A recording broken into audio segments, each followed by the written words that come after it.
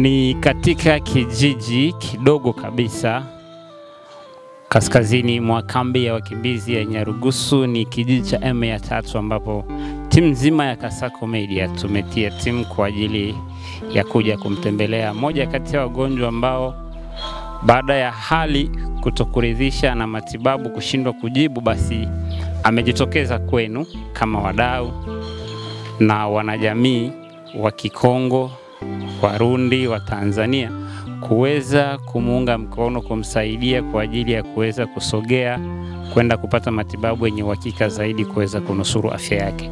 Nimekuja na wenzangu hapa kwenye mitaa hii hapa ambayo mgonjwa mwenyewe anaishi. Mimi naitwa Raston Fuji na hii ni Kasako Media. Karibu sana, twende kuungana na wewe kwenye tukio hili ambalo limetuleta huku kujua nini kinamsumbua ndugu yetu na kipi anahitaji kwako wewe ambaye utakwenda kuguswa, ili uweze kumsaidia kwa namna moja ama nyingine ili aweze kupata matibabu. Nisikuchoshe sana, tuendelee kwenye eneo analoishi mgonjwa mwenyewe. Eneo lenyewe ndo nimefika sasa hivi na tumekuta watu wapo hapa wametulea. Nikiambatana na timu nzima ya Kasako Media.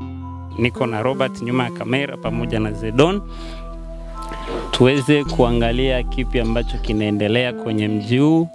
Na mgonjwa mwenyewe kama mnavyomuona hali yake ndo hii hapa mbele ya kamera yetu. Na kwa kweli kama unaguswa popote pale ulipo, kabla hatujaongea naye, kama unaguswa unaweza ukachangia chochote ulichonacho kwa ajili ya kuwezesha ndugu yetu aweze kupata matibabu ya uhakika, ili kuweza kuirejesha afya yake na kuweza kuendelea na hatua za malezi ya familia yake. Yes, kama ilivyo ada, mwanafamilia na mpenzi wa Kasako Media, baada ya kuzungumza na familia, nimepata ridhaa ya kuzungumza na mgonjwa mwenyewe.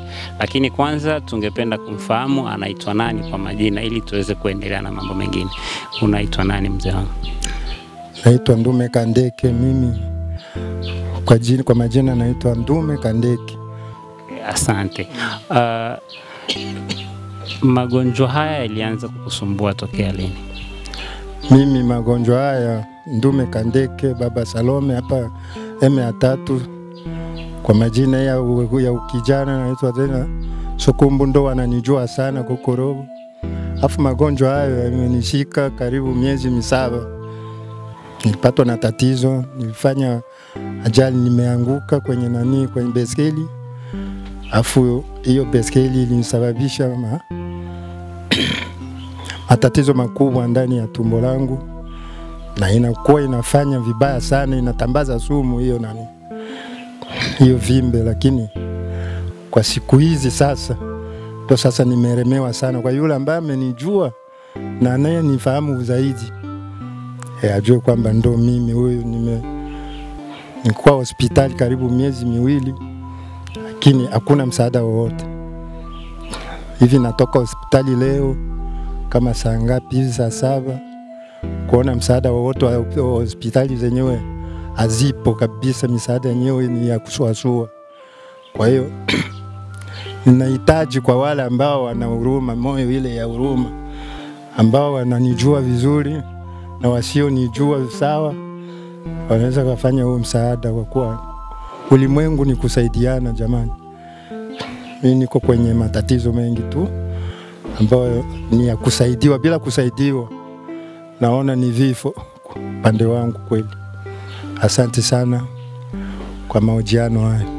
Ya hivi tokeo umeanza kuumwa, watoto pia nyumbani wanaishije pamoja na familia?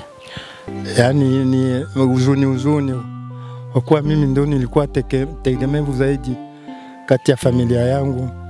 Watoto, mwanamke ananitegemea mimi kwa ajili ya utafutaji wa maisha, kutafutia mwili wa maji na damu. Kwa hiyo wana huzuni sana kwa ajili yangu. Maisha ni yenyewe yani mabovu zaidi kwa ajili yangu tu. Inaonekana familia yote imeangukia kwenye giza. Hakuna mwelekeo wote bila msaada. Ninavyoongea Vipimo walivyofanya wamegundua tatizo limekuwa kubwa kiasi gani? Walinipima ikaonekana mimi na matatizo ndani, nimeliwa zaidi kabisa, kama vile ini imeshuka kwenye nani, tatizo makubwa, ini imeharibika. Lakini ikija kesho kutwa nakuja kuambiwa tena negative, ini lako liko vizuri. Yani sijielewelewe kama ni vipimo kabisha spy kani vitu gani ambao vinachezeshwa hapa kati, mimi sijaelewa kabisa. Ini ilionekana iko mbovu, inakuwa inaenda inavimba. Lakini kwa siku ya leo tena nimeambiwa ini iko vizuri, figo zinafanya mambo yake kama kawaida. Sasa mimi nazidi tena kukonda nini. Wote ambao ameniona anaona kwa mbali huyu bwana ni mgonjwa. Lakini nimeonekana kwamba mimi kule sina hata magonjwa yoyote. Kuangalia kwenye hiyo kukohoa, sina kifua kikuu. Kuja kuona ini tena ni nzuri. Sasa nimewauliza mbona mimi nazidi sana kuumia, lakini wameniambia hivyo tu. Hawakunisaidia lolote tu, nimekaa kule wiki 2. Hakuna chochote ambacho mimi kwenye mwili wangu nasaidiwa zaidi. Hivi kwa haraka ni kiasi gani labda kinahitajika kwa ajili ya kupata matibabu yaliyo kamili? Mimi kwa haraka wangekuwa wale watu ambao wananifahamu vizuri na kunifanyia msaada, wangefanya mchakato wanifanyie kama vile msaada, mimi nipate matibabu halisi. Kama ni kutoka nje ya kambi, ni wenyewe tu ndio watafanya hilo, sio mimi tena. Naomba ni msaada kama mtu mwingine anavyoomba, sio mimi tu. Kwa hiyo yes, mtazamaji wa Kasako Media, nadhani hali halisi umeishuhudia na umeona namna gani mzee wetu anavyozidi kuteseka, na ukizingatia familia inamtegemea kwa kiasi kikubwa, na tokea ameanza kuumwa hali ya familia imekuwa sio nzuri. Kwa hiyo tunakuomba wewe popote ambapo unaendelea kutufuatilia, kama umeguswa na hili tukio, unaweza ukatuchangia kwa chochote kile, kwa chochote kilichopo. Namba za simu tutaziweka hapo kwenye screen kwa ajili ya ukiwa na chochote unaweza ukachangia, lakini pia unaweza ukaleta mchango wako moja kwa moja kwenye address ambayo pia atatukumbusha. Ni metro ngapi kwa ngapi? 1/18 M3. M3 ni kijiji kinapatikana kwenye kambi ya wakimbizi ya Nyarugusu wilayani Kasulu mkoani Kigoma.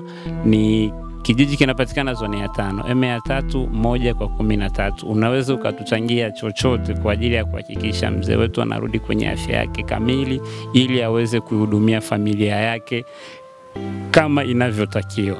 Sisi tunakuhamasisha popote pale ulipo uguswe na uweze kuchangia chochote. Unaweza ukaona ni kidogo kwa upande wako, lakini kinaweza kikaleta matokeo makubwa, kinaweza kikaleta faraja na kumrejesha mzee wetu kwenye hali yake ya kawaida. Mzee, sisi tunakushukuru kwa muda wako. Haina noma, asante sana. Pamoja kabisa, Mungu atusaidie kwa hilo ambalo limepitikana hapa. Asante na pole sana. Hiyo ni kweli familia ipo. Kama kuna mwingine ambaye anaweza kuchukua hoji hapa, anaweza akasaidia kidogo 1 2 3. Mpe mwenzangu hapa.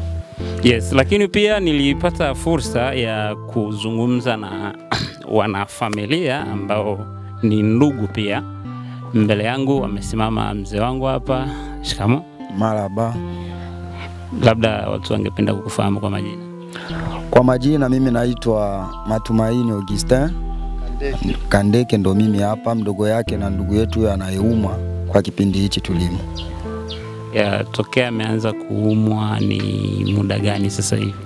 Kwa sasa hapa ameeneza miezi 7, ni mgonjwa kitandani kabisa. Unadhani kwa maoni yako labda ni sehemu gani unahisi anaweza kupata tiba ya uhakika na ikamrejesha kwenye afya yake? Yaani tiba ya uhakika zaidi sana ni nje ya kambi, kwani hapa kambini matibabu yamekuwa hafifu sana kwa ajili ya kumponesha mtu. ila kinachosababisha kutokwenda huko nje ya kambi ni kulingana na kipato ni kidogo, hamna chochote kama sisi wana familia, uwezo hamna ili tuweze kumtibisha mtu huyu. Ndio maana tunalia kwa yule ambaye anaweza kuwa na msaada wowote ambaye anaweza kumsaidia ndugu huyu, inaweza kuwa vizuri zaidi sana kusukuma mchango huo. Yes, mara nyingi watu wanatibiwa labda akishindikana hospitali, wanajaribu kwa waganga wa jadi au wanajaribu kwa njia za maombi. Mmejaribu hizi njia zote au bado tulikuwa bado hospitali tu? Sawa, hospitali tulienda, pia kwa waganga wa jadi tulijaribu, ila hamna chochote ambacho kimekushawezekana, maana kote tunapoenda wanatuomba hela nyingi zaidi. Hasa hizo hela hatuna nazo, na ndio maana mambo yote yamekuwa magumu zaidi. Kwa hiyo tunaomba kwa wote ambao labda wataguswa na ili tukio waweze kuchangia chochote. Lakini ni vizuri labda kama kuna namba yoyote hapa ya simu ambayo inaweza ikapokea mchango kwa mtu yote ambaye ataguswa, ungeweza kututajia, alafu pia na sisi tutaiweka pale ili waweze kuchangia chochote. Namba ya simu tunayo ni 074 98 11 993. Jina ya usajili? Majina ya usajili huko mtaona wanaandika Kashindi Ramadhani. Ni jambo jema, na naamini binadamu jamii ya Kikongo wana roho nzuri sana, watatazama hii video na watasaidia chochote kulingana na hali ambavyo inavyoendelea. Haya, tunaweza kushukuru sana, na kwa kila yule ambaye anaweza kuleta mchango wake, Mungu atazidi kumbariki tu ili tupate kumuokoa ndugu yetu katika jamii hii. Asante sana kwa muda wako. Asante sana zaidi pia. Kasako Media, one power ahead. Hii ni yetu sote.